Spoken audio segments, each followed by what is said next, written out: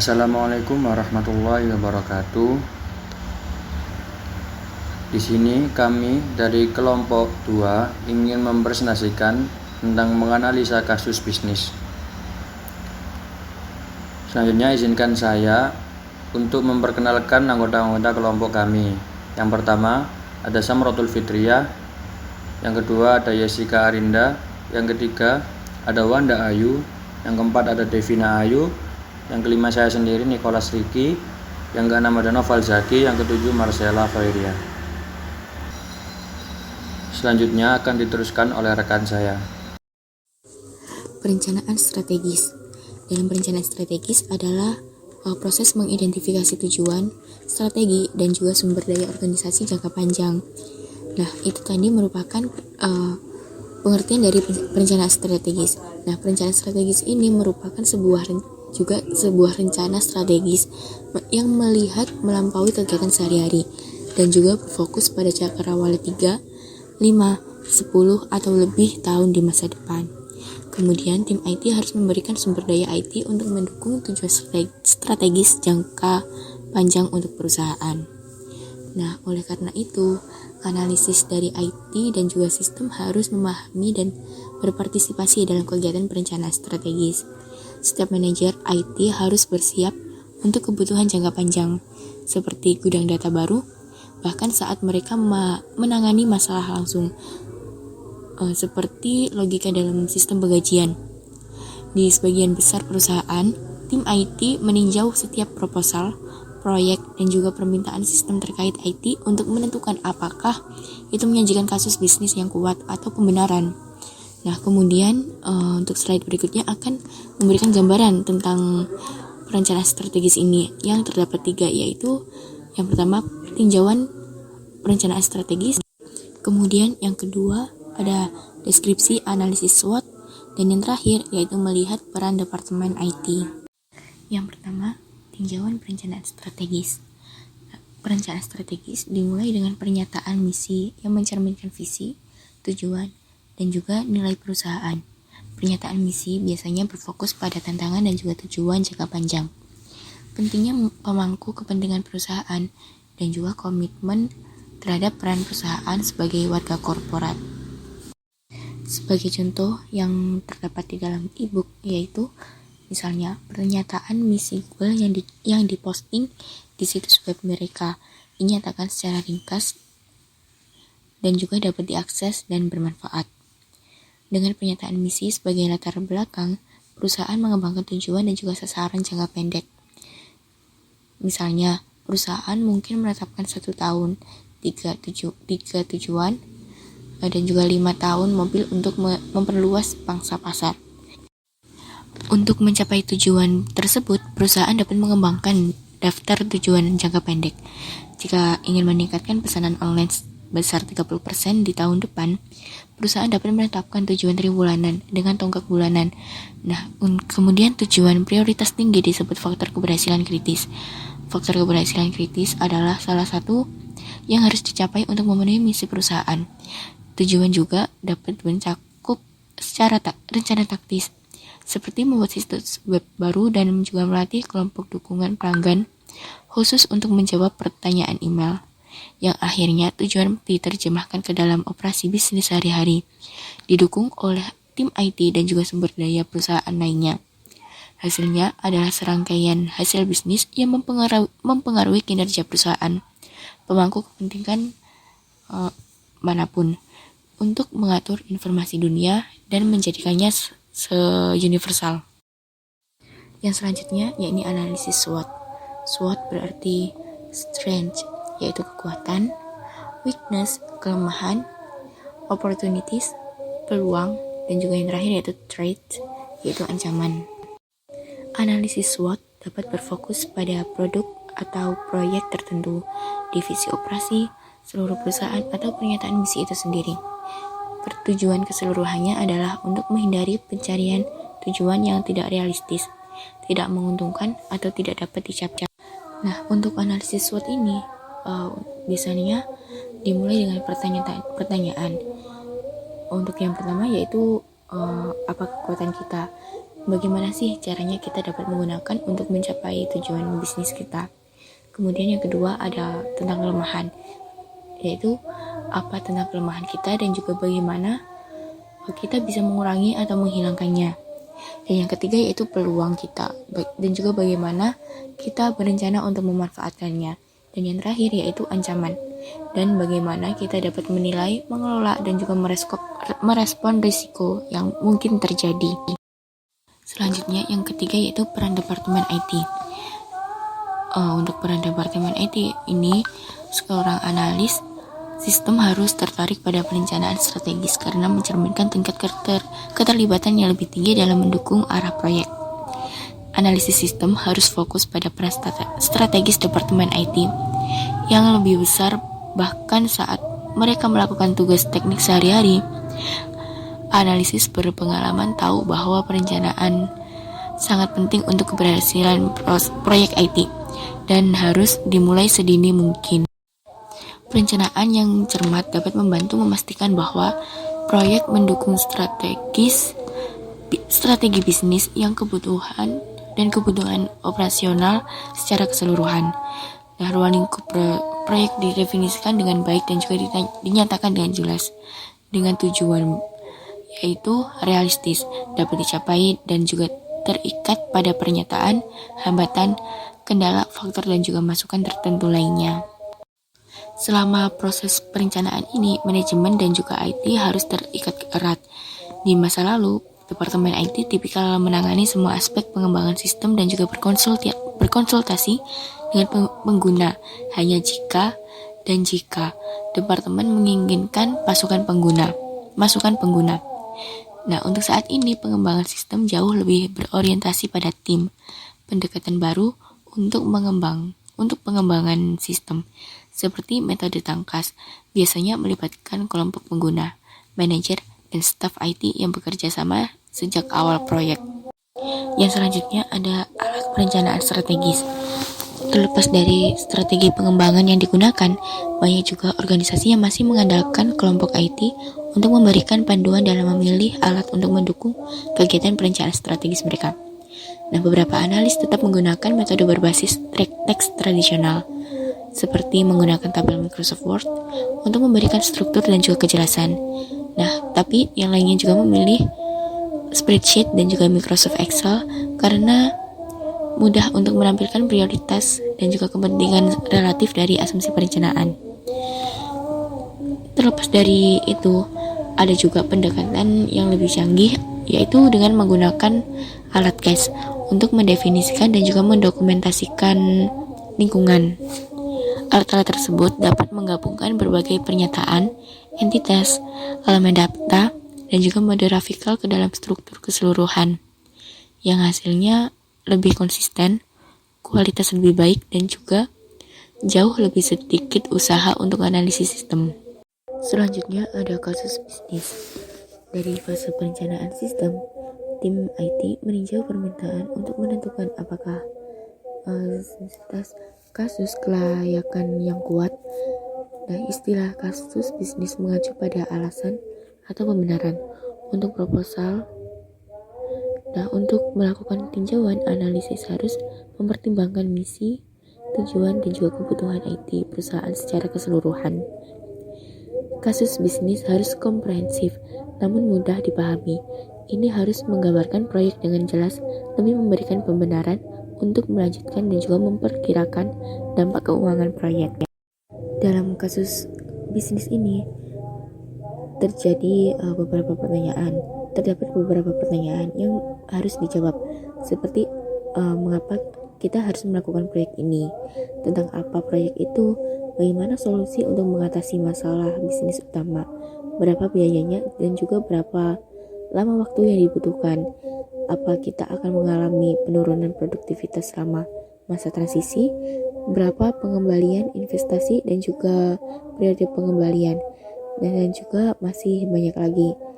Berbagai kasus bisnis, baik dan buruk, dapat ditemukan secara online. Cukup cari contoh kasus bisnis dan juga periksa struktur dan isi dari beberapa contoh yang tersedia. Nah, ini sangat penting untuk membandingkan dan juga membedakan kasus bisnis untuk area yang lebih tinggi, seperti kontrak pemerintah versus perusahaan swasta. Selanjutnya adalah permintaan sistem. Titik awal untuk sebagian besar proyek sistem informasi disebut permintaan sistem, yang merupakan cara formal untuk meminta dukungan TI atau teknologi informasi. Permintaan sistem mungkin mengusulkan peningkatan untuk sistem yang ada, koreksi masalah, penggantian sistem yang lebih lama, atau pengembangan sistem informasi baru yang diperlukan untuk mendukung kebutuhan bisnis perusahaan saat ini dan masa depan. 6 alasan utama permintaan sistem adalah kontrol yang lebih kuat, pengurangan biaya, lebih banyak informasi, kinerja yang lebih baik, peningkatan layanan kepada pelanggan, dan lebih banyak dukungan untuk produk dan layanan baru. Mari kita bahas satu persatu alasan-alasan tersebut. Yang pertama adalah kontrol yang lebih kuat atau stronger controls. Sebuah sistem harus memiliki kontrol yang efektif untuk memastikan bahwa data aman dan akurat. Hal ini menjadi semakin penting mengingat banyaknya pelanggaran data yang tampaknya terjadi setiap hari. Beberapa kontrol keamanan umum termasuk kata sandi, berbagai tingkat akses pengguna, dan enkripsi atau pengkodean data agar tetap aman dari pengguna yang tidak berwenang. Selain aman, data juga harus akurat. Kontrol harus meminimalkan kesalahan entry data bila memungkinkan. Misalnya, jika pengguna memasukkan nomor pelanggan yang tidak valid, sistem pemrosesan pesanan harus segera menolak entry tersebut dan meminta pengguna untuk memasukkan nomor yang valid. Yang kedua ada pengurangan biaya atau reduced cost. Sistem saat ini bisa mahal untuk dioperasikan atau dipelihara sebagai akibat dari masalah teknis, kelemahan desain, atau tuntutan bisnis yang berubah. Dimungkinkan untuk mengadaptasi sistem ke teknologi yang lebih baru atau memutakhirkannya. Di sisi lain, analisis biaya manfaat mungkin menunjukkan bahwa sistem baru akan lebih hemat biaya dan memberikan dukungan yang lebih baik untuk tujuan jangka panjang. Yang ketiga adalah lebih banyak informasi atau more information. Sistem mungkin menghasilkan informasi yang cukup efisien, tidak lengkap, atau tidak mampu mendukung perubahan kebutuhan informasi perusahaan. Misalnya, sistem yang melacak pesanan pelanggan mungkin tidak mampu menganalisis dan memprediksi tren pemasaran. Dalam menghadapi persaingan yang ketat dan siklus pengembangan produk yang cepat, manajer membutuhkan informasi terbaik untuk membuat keputusan besar dalam perencanaan, perancangan, dan pemasaran produk dan layanan baru. Selanjutnya yang keempat adalah kinerja yang lebih baik atau better performance. Sistem saat ini mungkin tidak memenuhi persyaratan kinerja. Misalnya, mungkin merespon pertanyaan data dengan lambat pada waktu tertentu atau mungkin tidak dapat mendukung pertumbuhan perusahaan. Keterbatasan kinerja juga terjadi ketika sistem yang dirancang untuk konfigurasi perangkat keras tertentu menjadi usang saat perangkat keras baru diperkenalkan. Yang kelima adalah peningkatan layanan kepada pelanggan atau improve service. Permintaan sistem seringkali ditujukan untuk meningkatkan layanan kepada pelanggan-pelanggan atau pengguna di dalam perusahaan.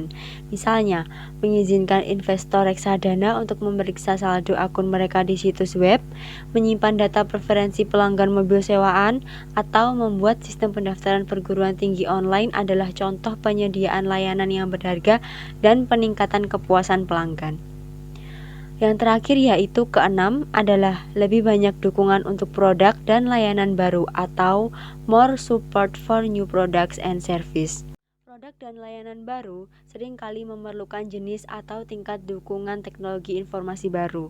Misalnya, vendor perangkat lunak mungkin menawarkan layanan peningkatan otomatis untuk pelanggan atau perusahaan pengiriman paket dapat menambahkan layanan khusus untuk pengiriman dengan tag RFID. Dalam situasi seperti ini, kemungkinan besar dukungan teknologi informasi tambahan akan diperlukan. Di ujung lain spektrum, keusangan produk juga dapat menjadi faktor penting dalam perencanaan teknologi informasi. Saat produk baru memasuki pasar, vendor sering mengumumkan bahwa mereka tidak akan lagi memberikan dukungan untuk versi yang lebih lama. Kurangnya dukungan vendor akan menjadi pertimbangan penting dalam memutuskan apakah akan melakukan upgrade atau tidak. Selanjutnya adalah faktor-faktor yang mempengaruhi proyek sistem. Faktor-faktor yang dapat mempengaruhi proyek sistem dibedakan menjadi dua, yakni faktor internal dan faktor eksternal. Faktor internal dan eksternal mempengaruhi setiap keputusan bisnis yang dibuat perusahaan, tidak terkecuali proyek teknologi informasi. Mari kita ulas satu persatu apa saja yang termasuk faktor internal dan faktor eksternal. Pertama yaitu faktor internal. Faktor internal meliputi rencana strategis, manajer puncak, permintaan pengguna, departemen teknologi informasi, sistem dan data yang ada, dan keuangan perusahaan. Yang pertama ada rencana strategis atau strategic plan. Rencana strategis perusahaan menetapkan arah keseluruhan untuk perusahaan dan memiliki dampak penting pada proyek teknologi informasi. Sasaran perusahaan yang memerlukan dukungan teknologi informasi akan menghasilkan permintaan sistem dan mempengaruhi prioritas teknologi informasi. Rencana strategis yang menekankan teknologi cenderung menciptakan iklim yang menguntungkan bagi proyek teknologi informasi yang meluas ke seluruh organisasi. Yang kedua ada manajer puncak atau top managers. Karena sumber daya yang signifikan diperlukan, manajemen puncak menggunakan sekutu memulai proyek skala besar.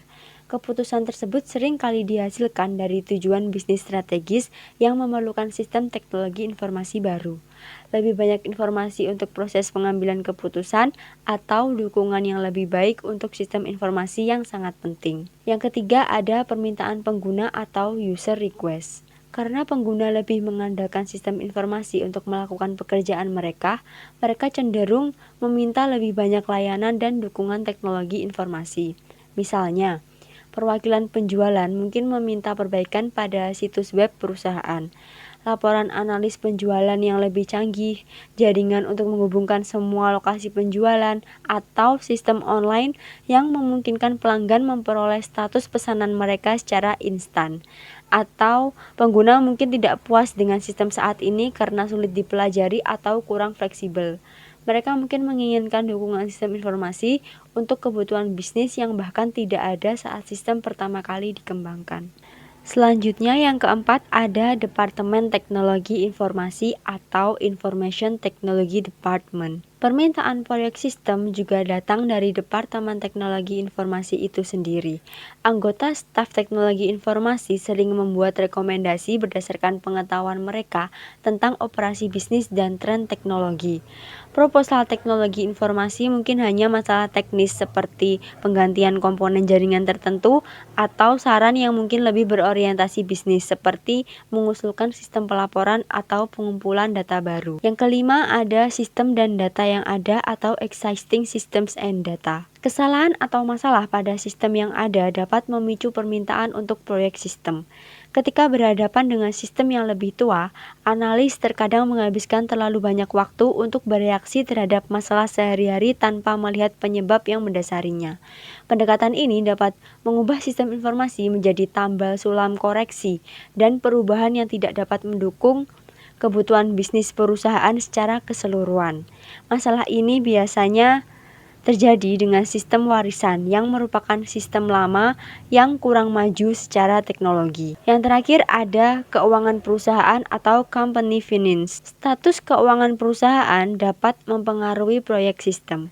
Jika perusahaan sedang mengalami masa sulit, proyek dapat ditunda sampai ada lebih banyak uang tunai yang tersedia untuk membiayai upaya tersebut. Di sisi lain, jika perusahaan menikmati kesuksesan finansial, keputusan untuk memulai proyek baru mungkin lebih mudah dibuat. Selanjutnya, faktor yang kedua yaitu faktor eksternal. Faktor eksternal meliputi teknologi, pemasok, pelanggan, pesaing, ekonomi, dan pemerintah. Yang pertama ada teknologi atau teknologi. Perubahan teknologi merupakan kekuatan utama yang mempengaruhi bisnis dan masyarakat secara umum.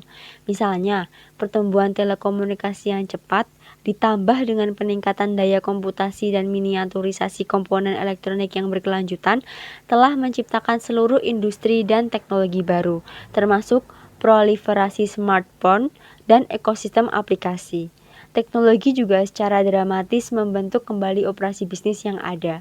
Keberhasilan teknologi pemindai menghasilkan pengkodean batang universal yang sekarang mempengaruhi hampir semua produk. Yang kedua ada pemasok atau suppliers. Dengan pertumbuhan pertukaran data elektronik atau electronic data interchange, hubungan dengan pemasok sangat penting. Misalnya, sebuah perusahaan mobil mungkin mengharuskan pemasok untuk mengkodekan suku cadang mereka dengan cara tertentu agar sesuai dengan sistem kontrol inventaris perusahaan mobil. Pertukaran data elektronik juga memungkinkan sistem inventaris just in time atau JIT yang mengandalkan pertukaran data komputer ke komputer untuk meminimalkan inventaris yang tidak perlu. Tujuan dari sistem JIT adalah untuk menyediakan produk yang tepat di tempat yang tepat pada waktu yang tepat. Yang ketiga ada pelanggan atau customers. Pelanggan sangat penting untuk bisnis apapun. Sistem informasi yang berinteraksi dengan pelanggan biasanya mendapat prioritas utama. Banyak perusahaan menerapkan sistem manajemen hubungan pelanggan atau Customer Relationship Management yang mengintegrasikan semua peristiwa dan transaksi yang berhubungan dengan pelanggan, termasuk aktivitas pemasaran, penjualan, dan layanan pelanggan. Sistem CRM berorientasi vendor seringkali saling berhubungan dengan sistem manajemen rantai pasokan atau supply chain management. Selanjutnya pesaing atau kompetitor. Persaingan mendorong banyak keputusan sistem informasi. Contohnya saja jika satu penyedia telepon seluler menawarkan jenis layanan digital baru, perusahaan lain harus sesuai dengan rencana agar tetap kompetitif. Penelitian dan pengembangan produk baru, pemasaran, penjualan, dan layanan semuanya membutuhkan dukungan IT. Selanjutnya ada ekonomi. Kegiatan ekonomi memiliki pengaruh yang kuat pada manajemen informasi perusahaan. Dalam periode ekspansi ekonomi, perusahaan harus siap dengan sistem terukur yang dapat menangani volume dan pertumbuhan tambahan. Memprediksi siklus bisnis bukanlah ilmu pasti, dan penelitian dan perencanaan yang cermat itu penting. Yang terakhir yaitu pemerintah. Peraturan pemerintah federal, negara bagian, dan lokal secara langsung mempengaruhi desain sistem informasi perusahaan. Contohnya saja persyaratan pelaporan IHS terbaru harus dirancang menjadi paket penggajian. Permintaan sistem pemrosesan. Formulir permintaan sistem.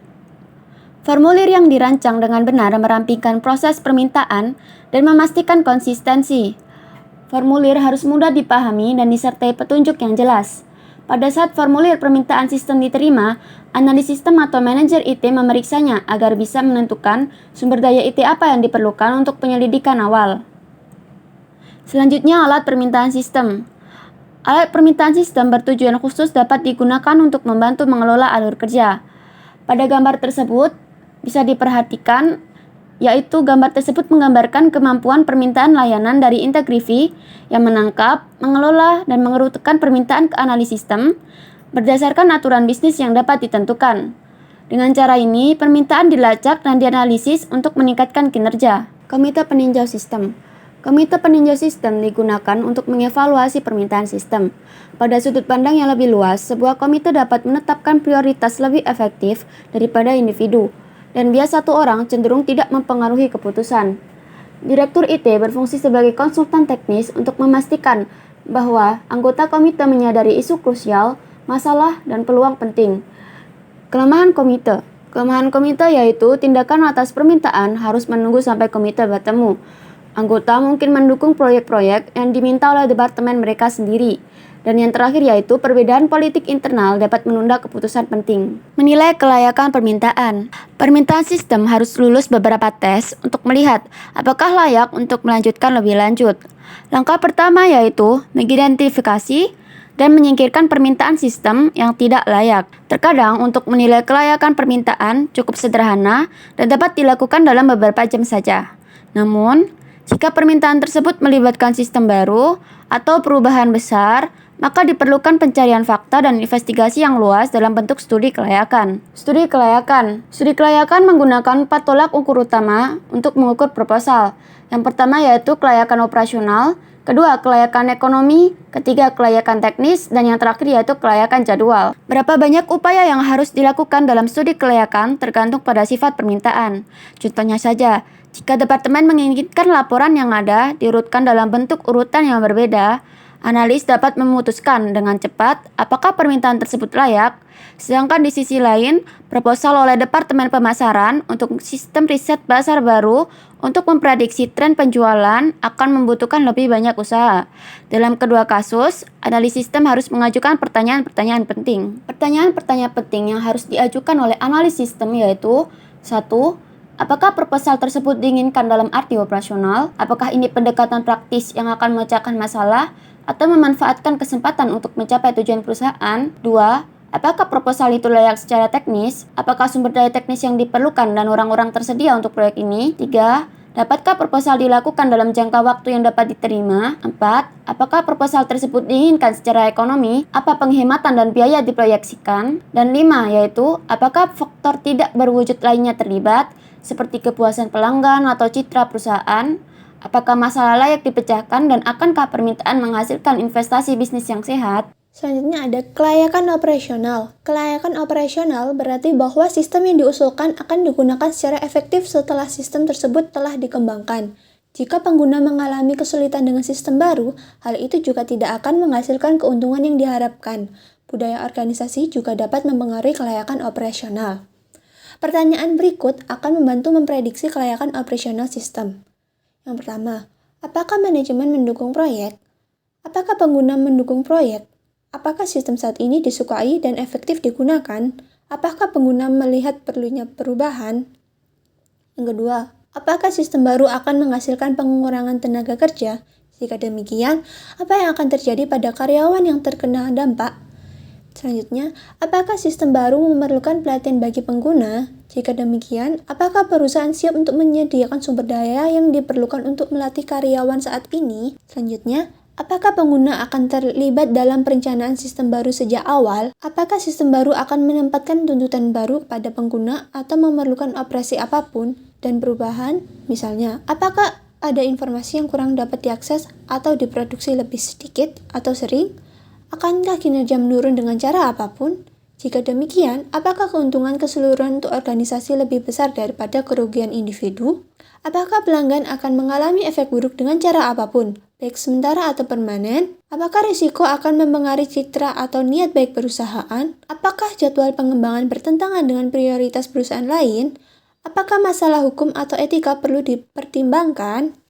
Selanjutnya ada kelayakan ekonomi. Kelayakan ekonomi berarti bahwa manfaat yang diproyeksikan dari sistem yang diusulkan lebih besar daripada perkiraan biaya, biasanya dianggap sebagai total biaya kepemilikan, yang mencakup biaya dukungan dan pemeliharaan berkelanjutan serta biaya akuisisi. Untuk menentukan TCO, analis harus memperkirakan biaya di setiap area berikut. 1. Orang, termasuk staf IT dan pengguna. 2. Perangkat keras dan perlengkapan. Ketiga, perangkat lunak termasuk pengembangan internal serta pembelian dari vendor. 4. Pelatihan formal dan informal termasuk dukungan peer-to-peer. 5. Lisensi dan biaya. 6. Biaya konsultasi. 7. Biaya fasilitas. Dan selanjutnya ada perkiraan biaya untuk tidak mengembangkan sistem atau menunda proyek. Selanjutnya ada biaya nyata.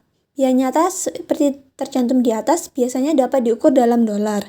Tetapi biaya tidak berwujud juga harus dipertimbangkan. Misalnya, semangat kerja karyawan yang rendah mungkin tidak langsung bertambah pada dolar, tetapi tentu saja akan mempengaruhi kinerja perusahaan. Selanjutnya ada manfaat nyata. Manfaat nyata adalah manfaat yang dapat diukur dalam rupiah.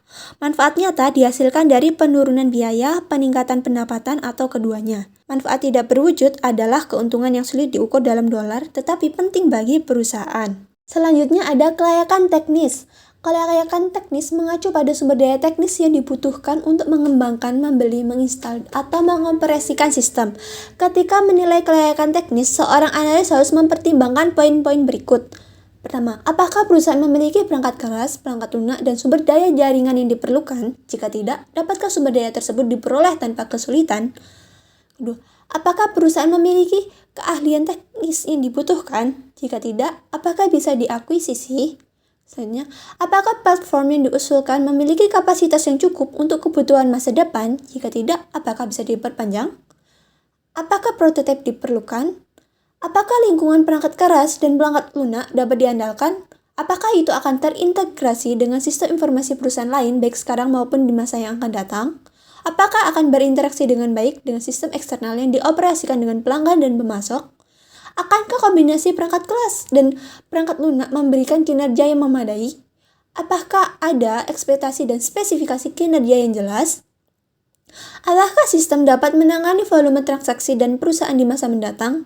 Selanjutnya ada kelayakan jadwal. Kelayakan jadwal berarti bahwa suatu proyek dapat diimplementasikan dalam kerangka waktu yang dapat diterima.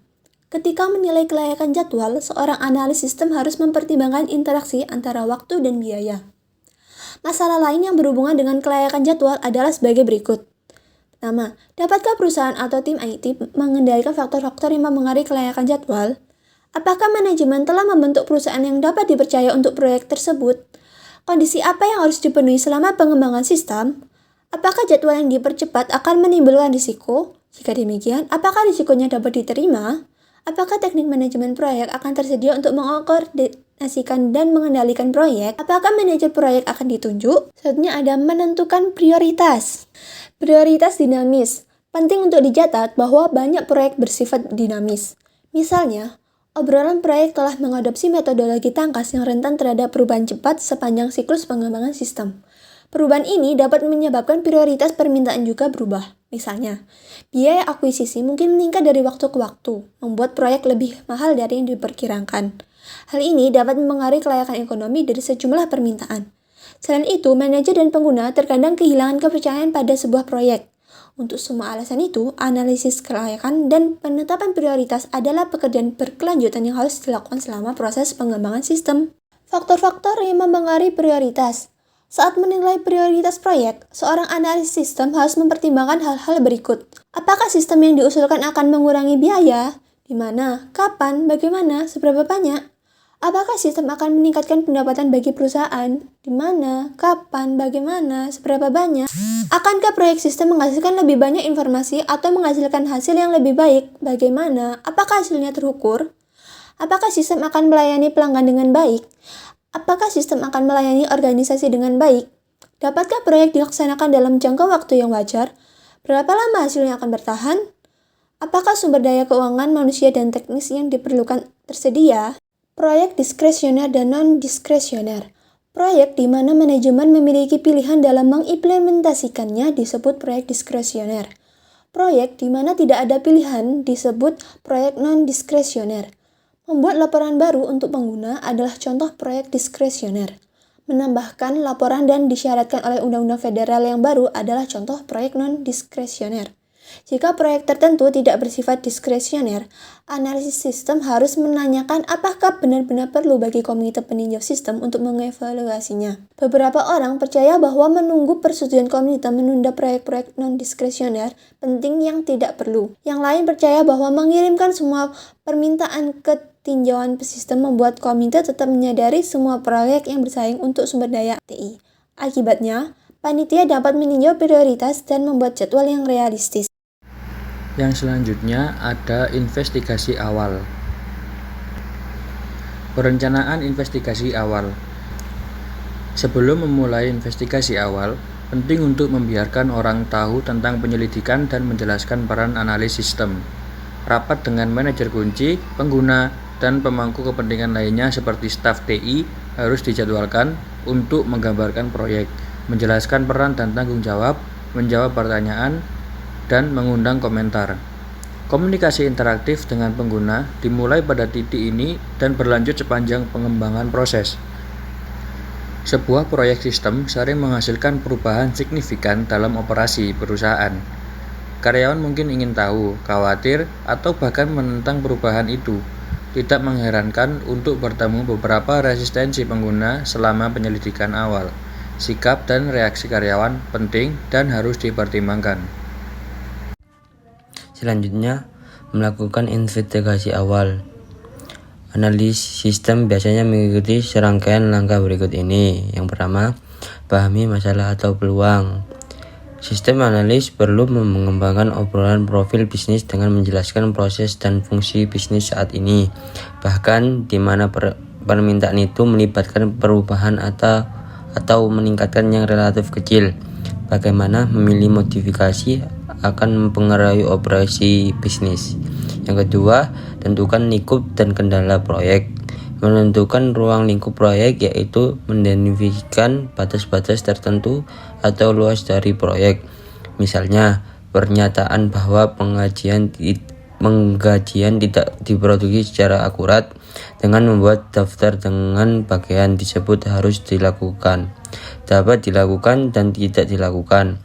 Ruang lingkup proyek juga menetapkan batas-batas penyidikan awal. Seiring dengan mendefinisikan ruang lingkup proyek, setiap kendala pada sistem harus diidentifikasi. Contoh, kendala adalah sistem informasi sumber daya manusia harus menghasilkan statistik perekrutan. Ketika memeriksa kendala, karakteristik harus diidentifikasi sebagai berikut. Presenter versus future. Apakah kendala itu sesuatu yang harus segera dipenuhi, sistem pengembangan atau dimodifikasi? Atau apakah kendala diperlukan untuk beberapa waktu mendatang? Internal versus eksternal. Apakah kendala karena persyaratan dalam organisasi atau beberapa dokumen eksternal seperti peraturan pemerintah? Wajib versus diinginkan. Apakah pendamping itu wajib? Apakah itu benar-benar penting untuk memenuhi kendala atau hanya diinginkan? Contoh berbagai jenis kendala. Menunjukkan 5 contoh kendala. Setiap kendala memiliki 3 sifat. 5 batasan itu terdiri batasan dalam contoh A ada eksternal dan wajib. Batasan dalam contoh B adalah masa depan eksternal dan wajib. Batasan dalam contoh C ada internal dan diinginkan. Batasan dalam contoh D ada internal dan wajib. Kontra dalam contoh E adalah masa depan, internal dan diinginkan. Yang ketiga, lakukan pencarian fakta tujuan. Dari penemuan wajah adalah untuk mengumpulkan data tentang kegunaan proyek, biaya, manfaat, dan jadwal. Pencairan fakta mungkin memakan waktu beberapa jam, hari atau minggu. Selama pencarian fakta, analis mungkin menganalisis bagian organisasi, melakukan wawancara, meninjau dokumentasi saat ini, mengamati operasi, dan membawa keluar survei pengguna. Menganalisis bagian organisasi. Seorang analis tidak akan selalu mengetahui organisasi struktur yang terlibat dalam penelitian ini. Bahkan organisasi harus diperoleh untuk memahami fungsi dan mengidentifikasi orang untuk diwawancarai. Jika bahkan organisasi tidak tersedia atau sudah ketinggalan zaman, informasi yang diperlukan harus diperoleh dari personal departemen dan buat bahkan. Tentunya di sini ada departemen layanan pelanggan. Metode utama untuk mendapatkan informasi selama pendahuluan investigasi adalah wawancara. Nah, di sini terdapat 7 proses wawancara. Yang pertama, menentukan orang wawancara. Kedua, menetapkan tujuan untuk wawancara. Ketiga, mengembangkan pertanyaan, mempersiapkan wawancara, melakukan wawancara, mendokumentasikan, dan mengevaluasi wawancara. Nah, ingat ya bahwa tujuan wawancara dan dari pemeriksaan pendahuluan itu sendiri merupakan untuk menangkap fakta atau meyakinkan orang lain bahwa proyek tersebut dapat dibenarkan dan sesuai fakta. Peran utama analis dalam wawancara bersama-sama mengajukan pertanyaan yang efektif dan mendengarkan dengan cermat dan teliti. Nah, di sini ada satu set pertanyaan standar untuk semua wawancara yang harus disiapkan. Seperti pertanyaan terbuka yang contohnya, apalagi menurut Anda saya harus tahu mengenai sistem ini, atau apakah ada yang lain, atau informasi relevan yang seperti apa yang belum kita diskusikan. Saat melakukan wawancara selama investigasi pendahuluan, wawancarai manajer dan supervisor atau yang memiliki pengetahuan luas mengenai sistem dan dapat memberikan gambaran umum dari proses bisnis yang terlibat. Dan yang kedua di sini ada tinjauan dokumentasi. Meskipun wawancara sangat penting, tetapi metode untuk memperoleh informasi, yaitu dalam menyelidiki dokumentasi juga berguna, yaitu yang dimana tinjauan dokumentasi ini memastikan bahwa informasinya akurat dan lengkap. Dan yang ketiga di sini ada amati operasi, yang dimana metode pencarian fakta lainnya adalah dengan mengamati arus sistem dalam operasi, yaitu mengamati bagaimana pekerja melakukan tugas-tugas khas, melacak atau mengikuti jalur aktual yang diambil oleh dokumen, sumber, masukan, atau laporan keluaran.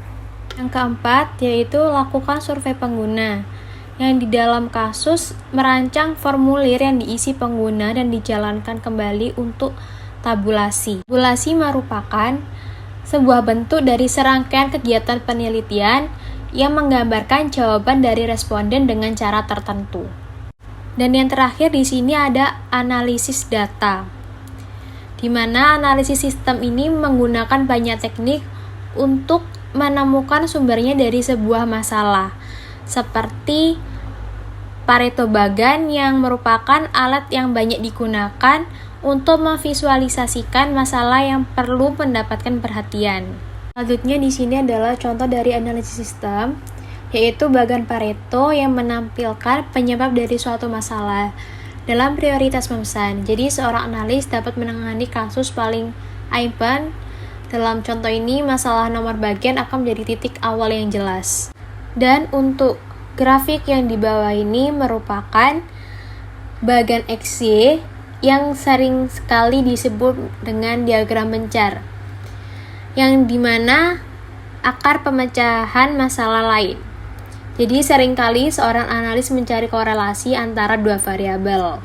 Analis akan berusaha mengidentifikasi variabel seperti jumlah pengguna untuk melihat apakah ada korelasi atau pola. Gambar di samping yaitu grafik XY menunjukkan korelasi antar variabel yang sangat penting dalam penyelesaian masalah. Sebaliknya, kurangnya korelasi menunjukkan bahwa variabel-variabel itu independen dan harus mencari penyebabnya di tempat lain. Jika data tersebut menyerupai sampel XY kedua, maka menunjukkan hubungan yang kuat antara jumlah pengguna dan respon yang lebih lama. Waktu informan akan sangat berharga dalam proses pemecahan masalah. Langkah keempat yaitu analisis kegunaan proyek, biaya, manfaat, dan jadwalkan data. Jadi selama pencarian fakta, data akan dikumpulkan mengenai perkiraan biaya proyek, antisipasi manfaat, dan masalah jadwal yang dapat mempengaruhi implementasi. Jadi sebelum kelayakan bisa dievaluasi, maka data ini harus dianalisis. Jika wawancara dilakukan atau survei yang digunakan, maka data harus ditabulasi agar lebih mudah dipahami. Jika data biaya dan manfaat dikumpulkan, maka analisis keuangan dan laporan akan dapat disiapkan menggunakan spreadsheet. Dan juga perkiraan waktu dan biaya harus dikembangkan untuk pemodelan persyaratan analisis sistem berikutnya.